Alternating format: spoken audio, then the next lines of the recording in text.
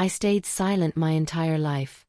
But on that night, when my little sister and my parents tried to take my premium tiny house from me by force, under the screaming alarm, the flashing floodlights, and the eyes of half the neighborhood, I realized something. My revenge wasn't over. Not even close. Because there was one thing they didn't know. One secret I had kept hidden until the very last moment. A secret that would later bring the entire Collins family to their knees. People think silence is weakness. But that night, my silence became the loudest thing they ever heard. My name is Avery Collins, and I'm 26 years old. If there's one truth I learned early in life, it's this. Every family has a forgotten child. In ours, that child was me. My little sister Sophia was the radiant center of the Collins universe, the favorite, the miracle, the princess. Everything revolved around her. Her dance practices, her recitals, her trophies, her moods, her demands. If she wanted a new dress, she got it. If she missed a deadline, someone else got blamed. If she messed up, it was excused. And me? I was the background noise of my own home. While Sophia's framed photos covered every hallway wall, mine were stuffed somewhere in boxes. If they even existed at all. But there was one person, just one, who saw me clearly. My grandfather, Walter Collins. He was old, quiet, and mostly ignored by everyone in the house. But every time he looked at me, he smiled like he knew something the others didn't. Sometimes at night, he would sit beside me in his old rocking chair and say softly, "Avery, your time will come. People who stay quiet aren't weak. They just strike later, and deeper." At the time, I thought he was only trying to make me feel better. I never imagined those words would one day become the blueprint of my life. Growing up wasn't easy. Birthday parties, family photos, holiday dinners. Sophia was always the star. I was the extra chair no one sat on. My father, Daniel, loved discipline and structure, as long as that discipline didn't apply to Sophia. My mother, Cynthia, lived for appearances, and I never fit her definition of perfect.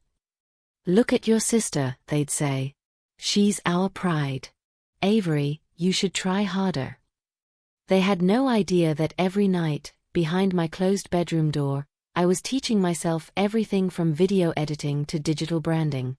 No coaches. No tutors. No applause. Just me, a dim desk lamp, and hours of tutorials. I still remember being 17, editing a video late at night while the whole house celebrated Sophia's competition win downstairs. I was the only one missing from the party. My grandfather slowly pushed my door open, came inside, and watched me work for a moment. Then he said, "What you're building, one day it'll take you somewhere none of them can reach." Back then, I didn't believe him. Not fully. But now, today, every word of his rings true. Because I am the girl nobody noticed, who ended up building a name for herself. A life for herself. A world for herself. And this is that story. The story of the night my premium tiny house revealed every truth my family had tried to bury, and the silent revenge that followed. I grew up in a house where love wasn't shared. It was assigned. And in the Collins household, love was assigned to Sophia. I can still remember the way my mother used to introduce us to guests. "This is Sophia, our golden girl, and that's Avery, the older one." The older one. Not the smart one. Not the talented one. Not even the kind one. Just the extra.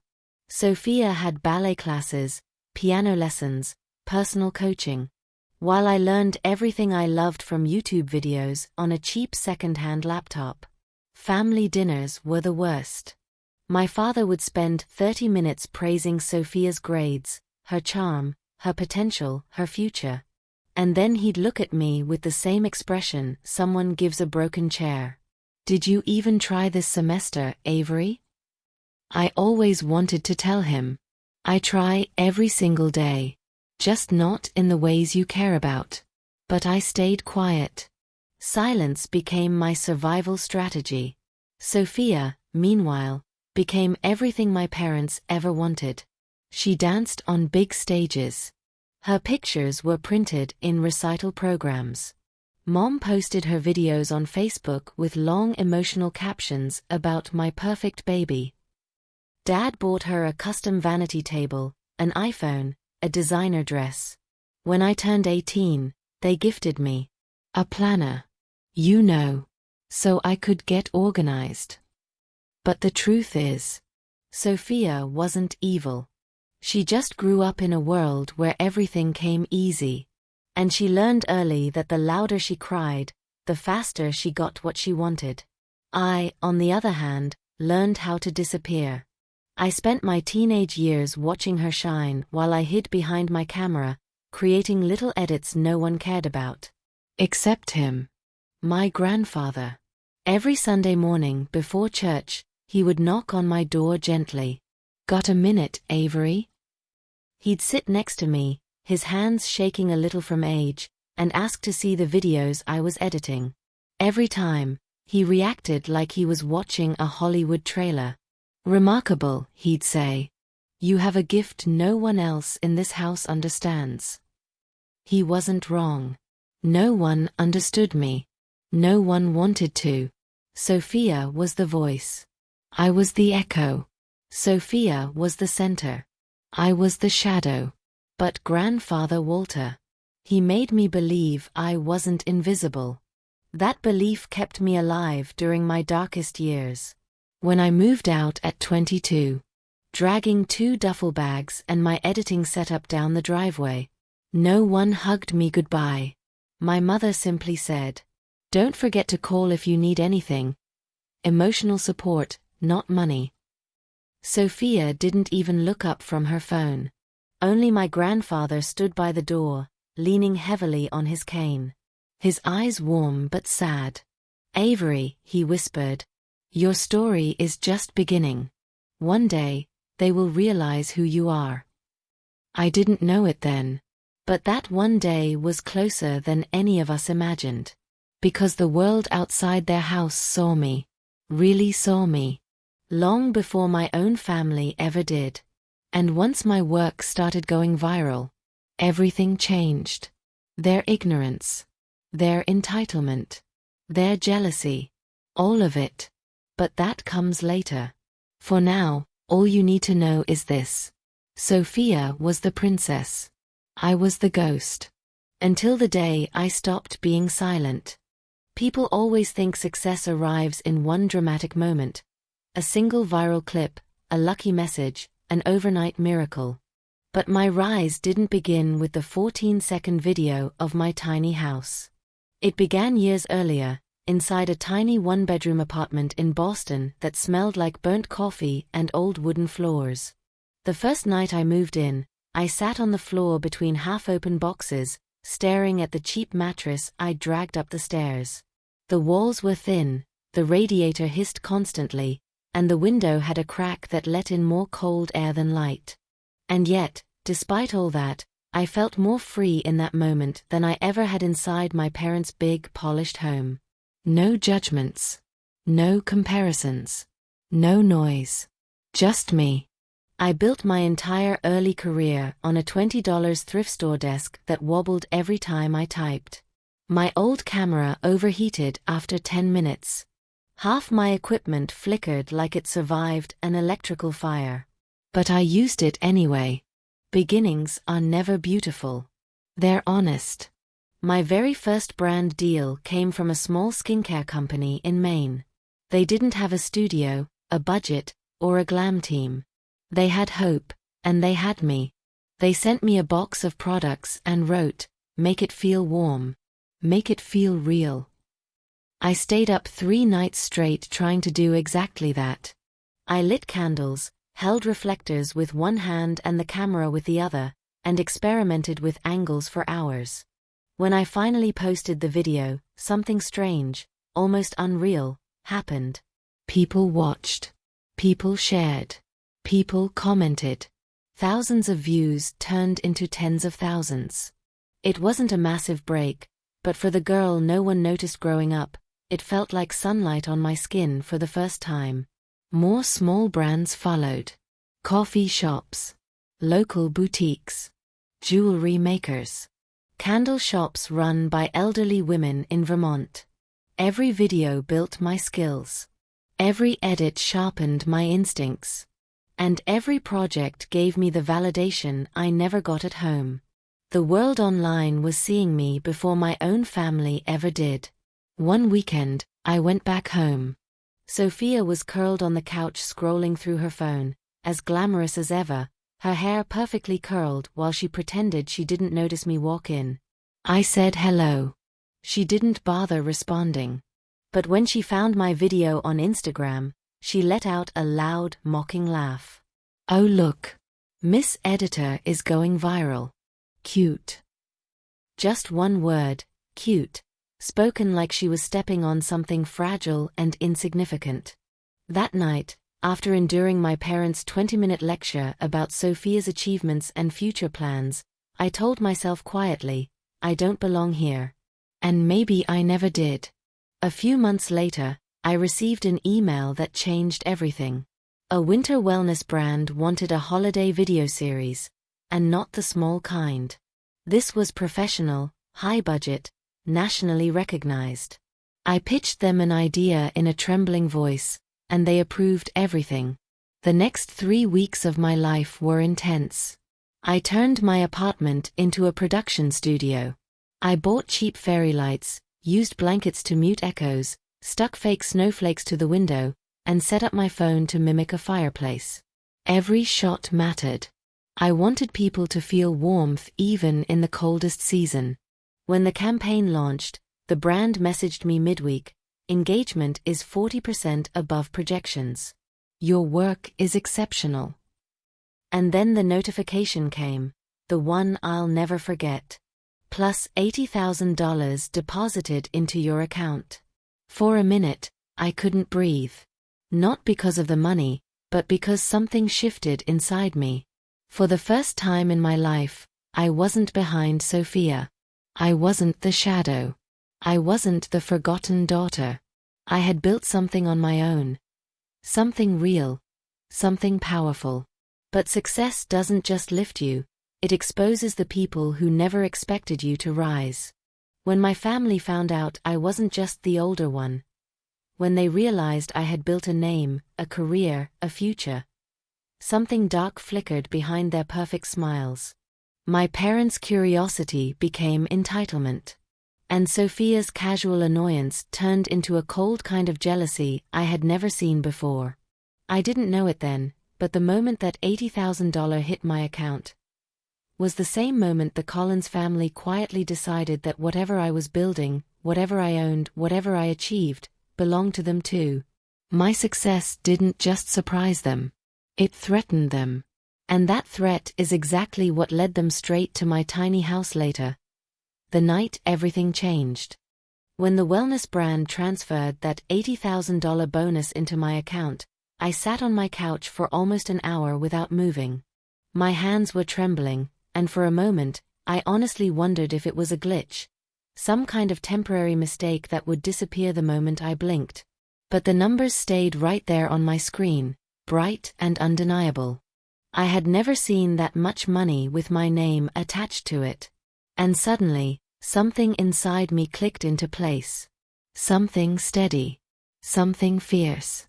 For the first time in my life, I felt like my next decision didn't need to be approved by anyone. Not my parents. Not my sister. Not the Collins family's endless expectations. I could do something purely for me. So I called the one person who had never doubted me, Ethan Walker, my old college friend who had turned into a sharp, quietly brilliant attorney. When he picked up, I told him everything in one breath. The campaign. The bonus. How I wanted to invest in something meaningful. How I wanted a space of my own. Something mobile, something secure, something that represented my freedom. He listened without interrupting. Then he said 7 words that changed the direction of my life. Avery, you should buy a tiny house. At first, I laughed. But then he explained. A luxury tiny house on wheels wasn't just a home. It was my studio, my office, my creative space, my escape, my declaration of independence. He helped me set up an LLC, Collins Creative Media, and then we spent days looking at listings. Most were cheap, flimsy builds that would rattle in the wind. But one night, Ethan sent me a link with no message attached. Just a single blue hyperlink. When I clicked it, my heart stopped. A sleek, modern, glass-front luxury tiny house. Solar panels. Biometric locks. 4K exterior cameras. A full editing workstation built into the wall. Heated floors. A queen-size loft bed floating above custom cabinets. A kitchen so clean and bright it looked like something from a magazine. It wasn't cute, or cozy, or basic. It was powerful. It looked like freedom with wheels. I wired the deposit that same night. 10 days later, I was standing in front of it in a quiet lot outside Boston, holding the keys, although keys is the wrong word.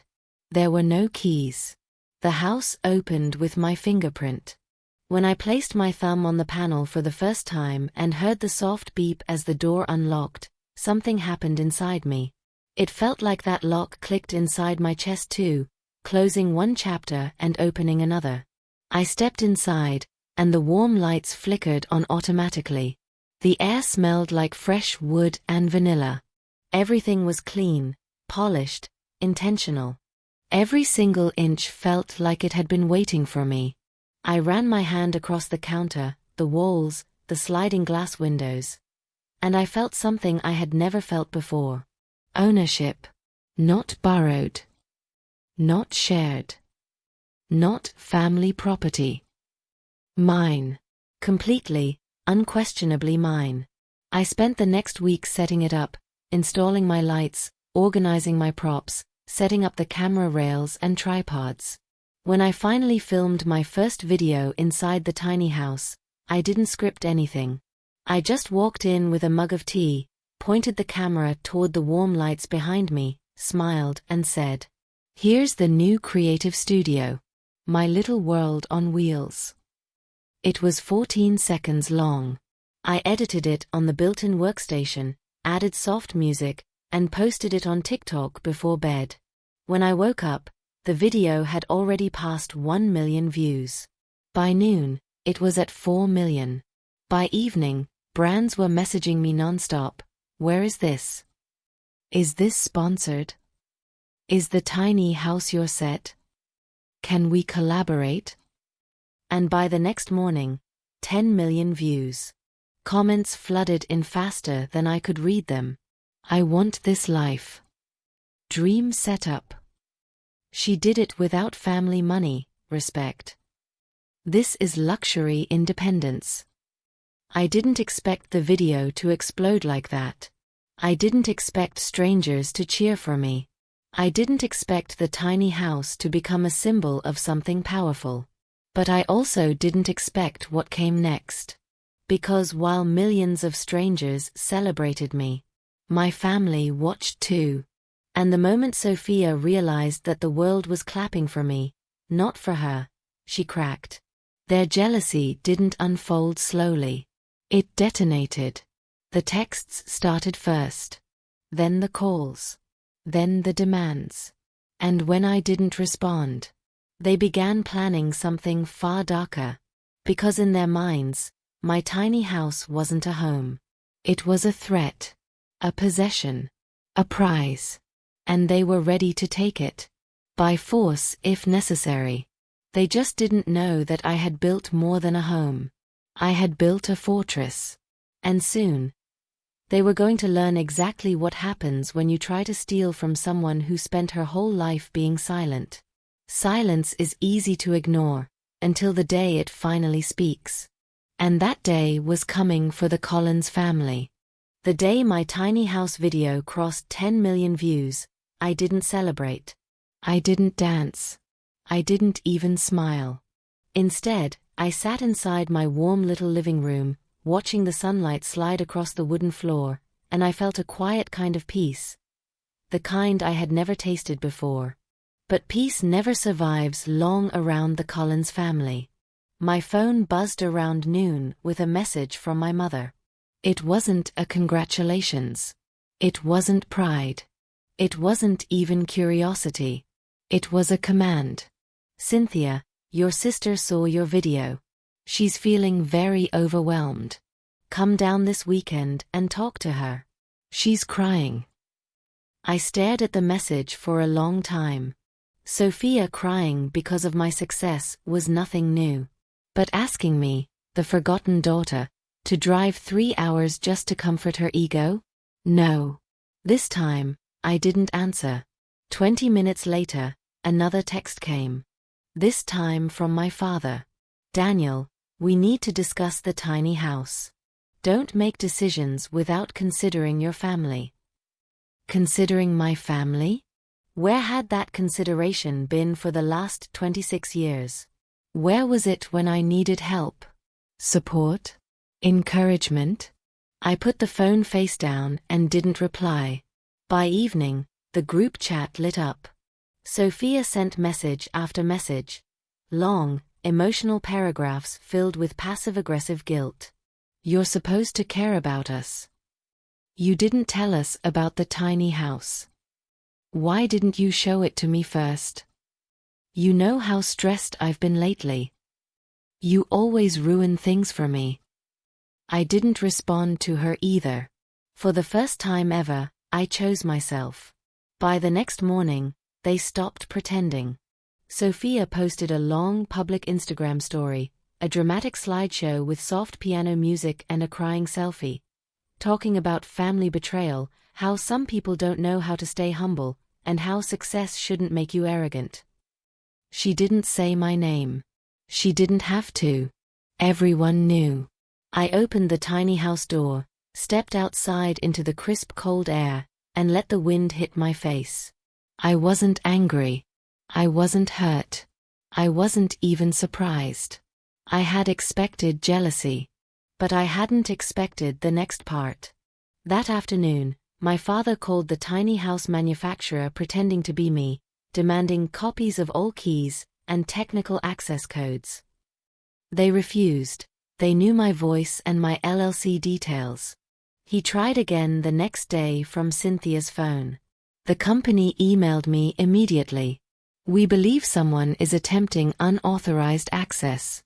Do you know Daniel or Cynthia Collins? My heart dropped, not out of fear, but out of realization. My parents weren't just jealous. They had decided the tiny house belonged to them. In their minds, everything I built, everything I earned, everything I created, was somehow a family asset. 3 days later, a letter arrived at my apartment mailbox. It had no return address. Inside was a printed document, a fake lease agreement, with my name forged at the bottom. It said that the tiny house legally belonged to the Collins Family Trust, which, by the way, doesn't even exist. I actually laughed when I saw it. Not because it was funny, but because it was so predictable. They were escalating. And they hadn't even started their real plan yet. By the end of the week, my mother sent a message that wasn't a command, a plea, or a guilt trip. It was a threat. Cynthia, your sister's New Year's Eve performance is at the country club. We're expecting the tiny house there. It will be the centerpiece. Don't be difficult. The centerpiece? Sophia wanted her event decorated with my home? My father wanted to show it off like a family trophy? My mother wanted to pretend they built the daughter they spent years ignoring? And they thought I would just obey? When I didn't answer, my father sent one final text. We're taking it either way. That was the moment something inside me hardened. They weren't jealous anymore. They weren't hurt. They weren't embarrassed. They wanted to take what wasn't theirs. And they were willing to cross lines to do it. I picked up my phone, called Ethan, and told him everything. He didn't even pause. "Avery," he said, "they're going to show up. Probably when you least expect it. Prepare yourself." And then he told me the one sentence that marked the beginning of the war. "File a no-access order immediately. This is going to get messy." I didn't know then how messy. I didn't know what my family was planning. I didn't know what lines they were willing to cross. But I knew one thing. They were coming for my tiny house. And I was done being the silent daughter they could push around. What they didn't understand is that they weren't just stealing a structure. They were trying to steal the first piece of life that had ever truly belonged to me. And I wasn't going to let them win. Not again. Not this time. Not ever. The war had begun. The week leading up to New Year's Eve felt like living under a tightening storm, one that everyone else could smell in the air except the people who caused it. After I spoke with Ethan and filed the no-access order, I thought the situation might cool down. Maybe my parents would realize they had crossed a line. Maybe Sophia would find something else to obsess over. Maybe the Collins family ego would calm itself like it always eventually did. But this time was different. My silence wasn't fear anymore. It was resistance. And that, for people like them, was unacceptable. 2 days after I filed the paperwork, a man wearing a reflective vest showed up near the parking spot where my tiny house was parked. I was inside editing when I saw him through the kitchen window, walking around casually, pretending to check meters on the sidewalk. But he wasn't checking meters. He was staring at my home. Every few minutes, he circled closer, pretending to look at wires or pipes. Once, I heard him fiddle with the hitch lock. I stepped outside and called out, "Can I help you?" He didn't even flinch. Just pointed vaguely at the building across the street. "Routine inspection," he muttered. Routine inspection? At 7:45 in the evening? On a private lot? With no city van? I pulled out my phone and started recording. He walked away fast, not even finishing the performance. 10 minutes later, Sophia posted a selfie on her story, smiling with a coffee cup. The caption read, "Getting things done before NY. Sparkles." It didn't take a genius to connect the dots. The next morning was worse. When I opened my email, my stomach turned. 3 different documents, leases, contracts, and 1 fake bill of sale, were attached to messages from random Gmail accounts, each claiming the tiny house belonged to the Collins Family Trust. My signature was forged so poorly that it looked like a child practicing cursive. Ethan called me before I could forward the documents to him. "Avery. They submitted these to the city office. They actually tried to register your tiny house under their name." I couldn't speak. I wasn't shocked, I was disappointed. Deeply. Bone-deep disappointed. This wasn't jealousy anymore. This was warfare. I took a slow breath and said, "Handle it." And Ethan did. He sent cease and desist letters, reported the forged documents, filed copies with the city clerk, and created a paper trail so detailed that even a federal judge would raise his eyebrows. All I had to do was keep myself calm. But calm is a luxury when your family is actively plotting to take what's yours. 2 days before New Year's Eve, things escalated again. I got a voicemail from the tiny house parking lot manager. "Avery, your parents were here. They insisted the tiny house belongs to them and said you gave them permission to relocate it. We denied access per your order, but they were angry. They said they'd be back." I played the voicemail twice. My parents. Showing up in person. Trying to physically take my home. The apartment suddenly felt too small. Too quiet. Too fragile. Like the storm was pressing its weight against the windows from every side. Later that evening, I caught a glimpse of Sophia through my tiny house camera system. She was standing at the edge of the parking lot with her arms folded, staring at the tiny house like it had personally offended her existence. For a moment, she didn't look jealous. She looked furious. The kind of fury that comes from entitlement being denied for the first time. She took a step closer to the camera, leaned her face into the lens, and whispered, "You don't deserve this." Then she walked away. I didn't react. I didn't open the door. I didn't give her a single word. Years of being ignored had taught me one thing: silence hurts more than shouting.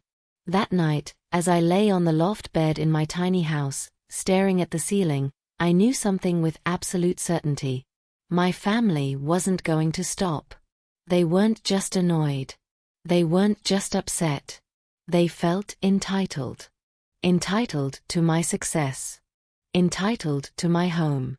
Entitled to the life I built without their help. And when entitled people don't get what they want, they get dangerous.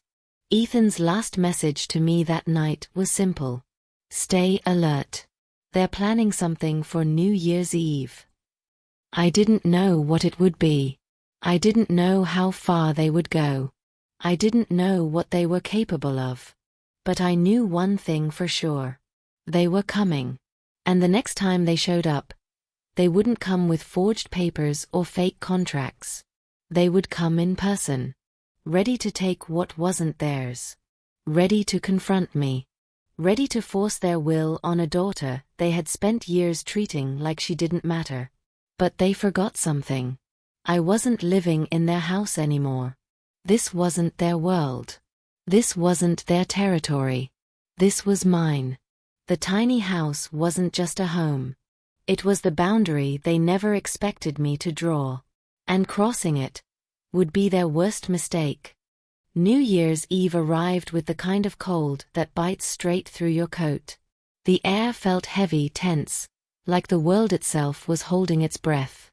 I spent most of the day inside my tiny house, sipping tea, checking my security system, and pretending I could focus on editing a sponsored reel. But my mind kept drifting. Every sound outside made me look toward the window. Every gust of wind felt like footsteps. Every vibration of my phone made my pulse jump. They were coming. I could feel it. Just after 7 p.m., my security camera sent the first alert. Motion detected, front exterior. I opened the app, and my heart clenched. A black SUV pulled into the lot, the one my father drove everywhere like a crown on wheels. The headlights cut across the frost-covered pavement, illuminating the shape of my family as they stepped out one by one. First my father. Chin raised, stride stiff, his breath fogging in front of him. Then my mother, holding a tote bag filled with decorations and wrapped boxes. Gifts meant for a celebration I was never invited to. And then Sophia, wrapped in a designer coat, her stomach just starting to show, her expression sharper than knives. But they weren't alone. A man in a dark jacket climbed out from the back seat, carrying a heavy tool bag. Tools rattled as he walked. He looked around, professional, practiced, ready. My stomach dropped. They brought someone to break in. I stayed silent, crouched just under the window but watching everything through the cameras. They walked toward my tiny house like it belonged to them, like they had every right in the world to approach it without permission. My father stepped directly in front of the door and shouted, "Avery, open up. The tiny house goes to the country club tonight. Stop being dramatic." I didn't move, didn't blink, didn't breathe. Sophia rolled her eyes, arms crossed. "Seriously, Dad, just hurry. I told everyone she'd bring it. Let's get this over with." My mother chimed in, her voice tight with frustration. "Sweetheart, this is embarrassing. People are expecting the centerpiece. Open this door immediately." I almost laughed. The centerpiece. I wasn't a daughter today. I was a prop. When I didn't respond, My father motioned to the man with the tool bag. "Do it." He knelt in front of the biometric lock and pulled out a small handheld device. It beeped, cracked, and pulsed with electrical signals. He pressed it against the scanner, trying to override the system. My security app flashed red. Unauthorized access attempt detected. I stood up slowly, feeling the weight of years. Years of being told I wasn't enough, years of being overlooked, years of being treated like a placeholder instead of a person. This was the moment everything inside me hardened. I pressed the alarm trigger on my phone. A piercing siren exploded from the tiny house walls. Sharp, shrill, echoing across the entire lot. Bright lights strobed around the perimeter. My family jumped back in shock. Sophia covered her ears. My mother screamed. The man with the tools stumbled, dropping his device. My father slammed his fist against the door. "Are you insane? Turn that off." I finally stepped out onto the small landing inside, voice steady and cold as ice. "Step away from my property." They froze at the sound of my voice through the door. Sophia recovered first. "Avery, stop pretending this is a big deal. You owe us this. The whole event is planned around the tiny house. They're literally waiting for us." I stared at her through the camera feed. "I don't owe you anything." My mother's voice cracked into desperation. "Your sister is pregnant. Does that mean nothing to you? She needs this night to be perfect." "And I need you to step off my property," I replied. My father snapped. "If you don't open this door, Avery, I swear." Before he could finish, flashing blue lights washed over the lot. A police car pulled in quickly, tires crunching on gravel. Officer Reed stepped out, broad-shouldered, calm, the kind of authority that didn't need volume to make a point. "Good evening," he said sharply. "We received an automatic trespass alert from this property." My father straightened, suddenly nervous. "This is our daughter's place. We're just trying to get inside." Reed frowned and lifted the printed documents Ethan had filed earlier that week. "These say otherwise. According to the no-access order, none of you are legally permitted to approach or attempt entry." My mother gasped. "You filed a no-access order against your own family?" Sophia's voice rose to a screech. "Are you mentally unstable? Who does that?" I stepped forward and opened the tiny house door just enough to be seen. "I did it," I said quietly, "because you left me no choice." Sophia lunged toward me, but Officer Reed stepped between us. "Ma'am, back away." She flinched, holding her stomach dramatically. "Oh my God, this stress is horrible for the baby. Avery, look what you're doing to me." Typical Sophia. Always the victim. Always the center. She didn't realize her mask was about to break. Because while Officer Reed was speaking to my parents, the man with the tool bag was slowly trying to slip away, hoping no one noticed. But Ethan had prepared for everything. A second police car pulled into the lot right on time. The officer stepped out holding a printed still from my camera feed. Clear, close, time-stamped. "Sir, we need to speak with you about attempted forced entry on private property." The man froze. Sophia choked out, "Dad? What's happening? Who is he?" My father didn't answer. Officer Reed finally raised his voice. "You all need to leave immediately, or citations will be issued." My parents looked at me, fury and humiliation twisting their faces. Sophia glared like she wanted to tear the tiny house apart with her bare hands. They backed away slowly. My mother whispered, "This is unforgivable." My father muttered, "You'll regret this." Sophia spat, "Enjoy your stupid box, Avery. This isn't over." Then they climbed back into the SUV. The engine roared. The tires skidded. And they drove off into the night. Officer Reed turned to me. "We'll have extra patrols tonight. You did the right thing." I nodded, my hands trembling with adrenaline. When I finally closed the door, the tiny house felt different. Not smaller. Not fragile. Stronger.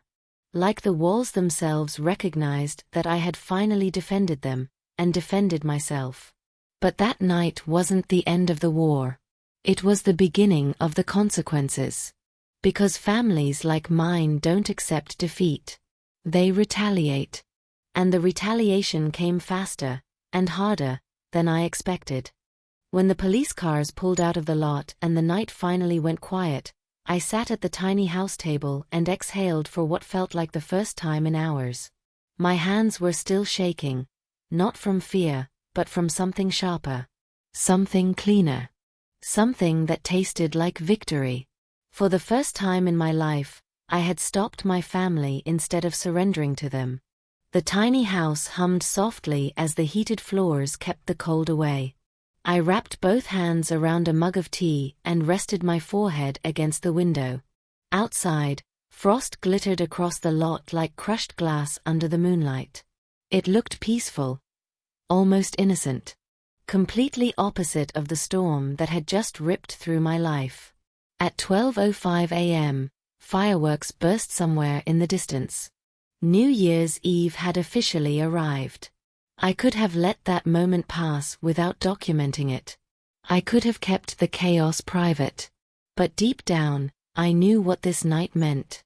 It was the end of the version of me my family controlled, and the beginning of the version they couldn't touch. So I recorded a quiet, short video. No anger. No shouting. Just truth. New year. New boundaries. I posted it without explaining what happened. The internet didn't need the details yet. The universe, however, wasn't done delivering them.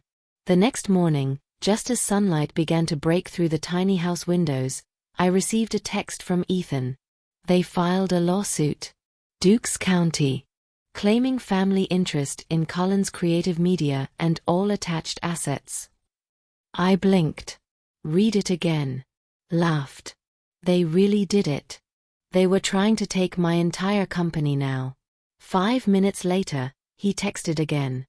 Judge dismissed it in the preliminary hearing. No standing. Zero evidence. They have to pay court costs. I sat down slowly. It was over. Just like that. Sophia had always been dramatic, but even she couldn't spin this into a win. And yet, the consequences were only beginning. That same day, my mother sent a long, emotional handwritten letter, half apology, half accusation, telling me how humiliating the police incident had been, how the neighbors were talking, how I had destroyed the family's reputation, and how a real daughter would understand responsibility. I returned the envelope unopened.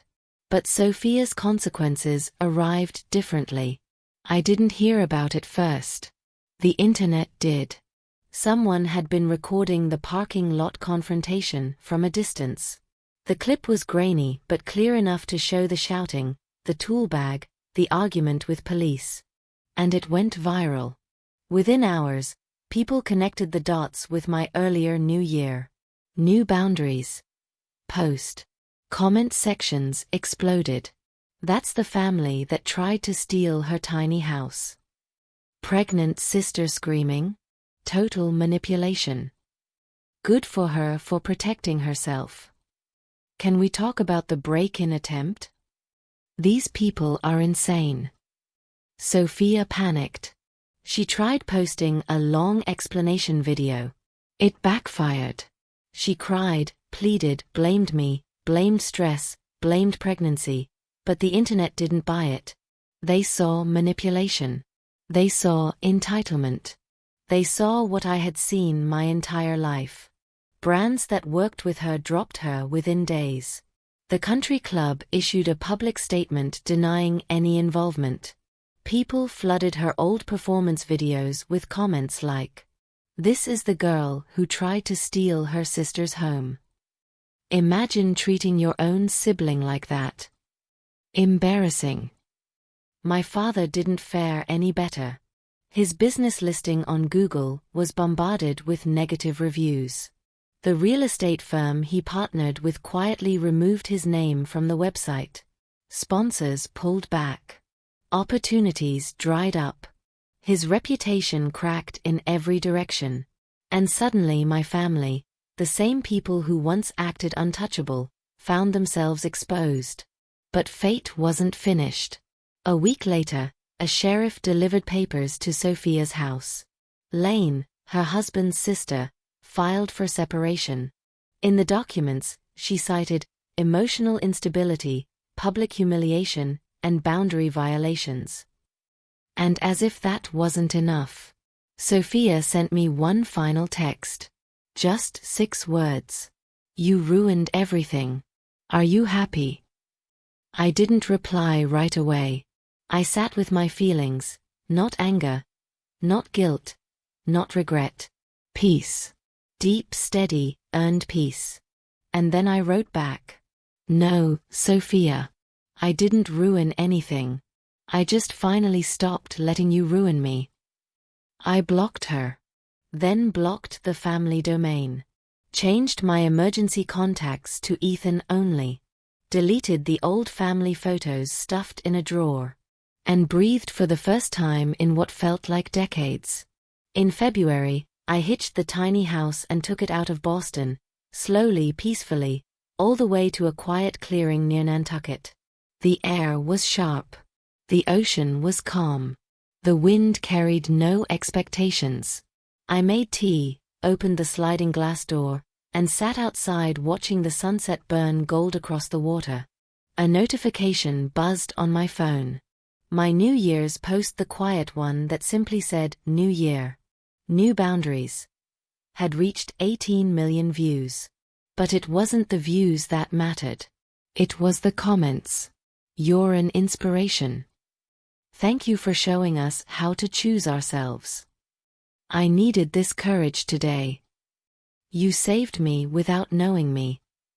And my favorite, "Silence isn't weakness. It's preparation." For once, the world didn't celebrate Sophia, or my parents, or the Collins family name. They celebrated me, Avery Collins, the forgotten daughter who built a life so solid that even her family couldn't break it. I locked the tiny house door behind me that night, feeling its familiar warmth wrap around me like armor. It wasn't just a home. It wasn't just a studio. It wasn't just a symbol of independence. It was the inheritance I gave myself after a lifetime of never receiving one. And as I drifted to sleep under the soft glow of my tiny house lights, I finally understood something. Freedom isn't given. It's built. Piece by piece. Decision by decision. Boundary by boundary. And I had built mine on wheels.